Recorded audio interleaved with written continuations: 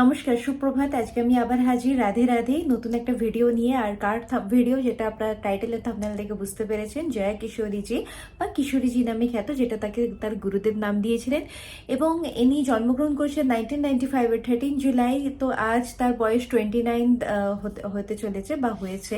তো ইনি খুব অল্প বয়সেই একজন best women spiritual influencer, best most motivational speaker, most inspirational woman of the year, youth spiritual icon. এত অল্প বয়সে এমন বড় বড়, তাও আবার রিলিজিয়াস দিক দিয়ে বা স্পিরিচুয়াল দিক দিয়ে পাওয়া, এবং মেয়েদের আধুনিক যুগের মীরা বলা বা মেয়েদের একজন ইন্সপিরেশন।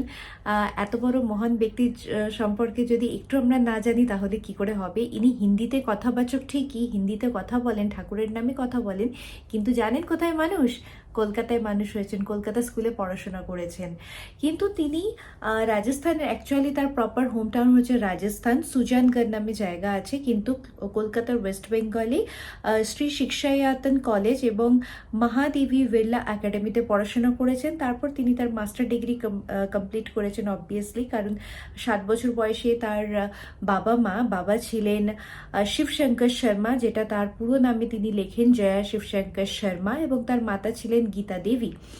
তাকে আধুনিক যুগের মীরা বলা হয়। এবং তার বাবা মা, অবশ্যই এখানে বাবা মার অনেক বড় অবদান, যে তার অল্প বয়সেই তার মধ্যে যে একটা আধ্যাত্মিক পরিচয় আছে বা একটা আধ্যাত্মিক দিক থেকে ইন্টারেস্ট আছে, সেটা বুঝতে পেরে তাকে সেই দিকে পুশ করা হয়। এবং তিনি 7 বছর বয়সে তারই যে ডিপ ইন্টারেস্টটা প্রকাশ পায়, এবং তার বাবা মা তাকে সাপোর্ট করে সেই বিষয়ে। এটা বড় আমাদের এখনকার শিক্ষা জগৎ বা বাবা মা হওয়ার যুগে এটা আমাদের খুব খুঁজে বার করা খুব একটা চ্যালেঞ্জিং ব্যাপার হয়ে যায়, যে বাচ্চাটা কিসে ইন্টারেস্টেড। আমরা বাচ্চাদের দিয়ে তো একটার পর একটা কিছু না কিছু গান, নাচ বা আদার্স বাকি যা যা আছে, কিন্তু বাচ্চাটা কিসে ইন্টারেস্টেড সেটা খুঁজে বার করাই আজকাল বাবা মাদের কাছে চ্যালেঞ্জ। এবং যদি সেটা করতে পারো তাহলে বাচ্চারা খুব তাড়াতাড়ি নাম করবে, সেটা আমরা এই কিশোরীজিকে দিয়ে বুঝতে পারি। আচ্ছা, তিনি 9 বছর বয়সে তার গান বাজনার দিকে তার ঝোঁক আরও ভালোভাবে দেখা যায়, এবং তার কিসের ওপরে শিব তাণ্ডব, লিঙ্গাষ্টকম, শিব পঞ্চকেশ্বর, দরিদ্রায়া দাহান, শিবা, মানে এগুলোর উপরে তিনি তার মাস্টার ডিগ্রি কমপ্লিট করে খুব অল্প বয়সে সুন্দরাকাণ্ড, যেটা রামায়ণের একটা কাণ্ডের মধ্যে 7টা কাণ্ড আছে, তার মধ্যে সুন্দরাকাণ্ড সব থেকে বিখ্যাত হতে চলেছে এই সময়টা। তিনি সুন্দরাকাণ্ড পাঠ করতে শুরু করেন আন্ডার দ্য গাইডেন্স অফ গুরুজি গোবিন্দ রাম মিশ্রা। তারপরে তিনি ভাগবত পুরাণ, যেটা নিয়ে ইউটিউব চ্যানেল আছে বা ফেসবুকের ভিডিওগুলো আমরা দেখতে পাই, প্রথম তার এই ভিডিওগুলোর মাধ্যমে আমরা তাকে চিনি। তারপরে তো তিনি গান বাজারে ফিরে আসেন, যেখানে অচ্যুতম কেশবম, শ্যাম তেরি বংশী, মীরা কে প্রভু, এই গানগুলো তার ভীষণভাবে বিখ্যাত হয়। এবং তার গলাটাও এত সুন্দর, গানের মাধ্যমে বলতে পারেন জয়া কিশোরীজি বা কিশোরীজি সাধারণ মানুষের সঙ্গে কানেক্ট হয়েছেন বা গানের মাধ্যমে বেশি পরিচিত পেয়েছেন। তারপরে তার কথা তো আছে, তার ভাগবত পাঠ বা তার যে সুন্দরাকাণ্ড পাঠ, তা শুনেও মনকে একদম বিভূত করে দেয়। আচ্ছা, এত অল্প বয়সেই তিনি কি কি অ্যাওয়ার্ড জিতেছেন সেটা যদি আমরা জানতে পারি। আদর্শ যুবা আধ্যাত্মিক অ্যাওয়ার্ড, যেটা গুরু অ্যাওয়ার্ড দেওয়া হয়েছিল RSS চিফ শ্রী মোহন ভাগবত 2016-এ, তখন তার বয়স আরও কম।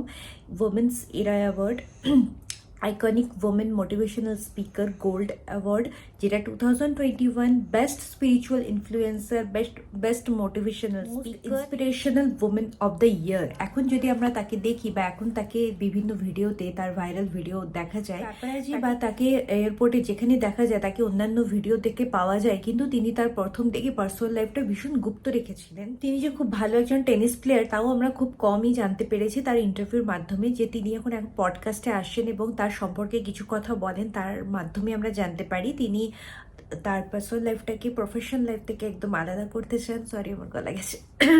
তার কিছু ইন্টারভিউর মাধ্যমে তার পুরো লাইফস্টাইল বা তার পুরো দিনের দিনচর্যা বা যেটা আমরা বলতে পারি ডেইলি রুটিন আমরা একটু আধটু জানতে পারি, কিন্তু তিনি যে তার প্রফেশনাল লাইফটা বা কথাবাচক হিসেবে ভীষণই বিখ্যাত, এবং তার কথাগুলো শুনতেও ভালো লাগে।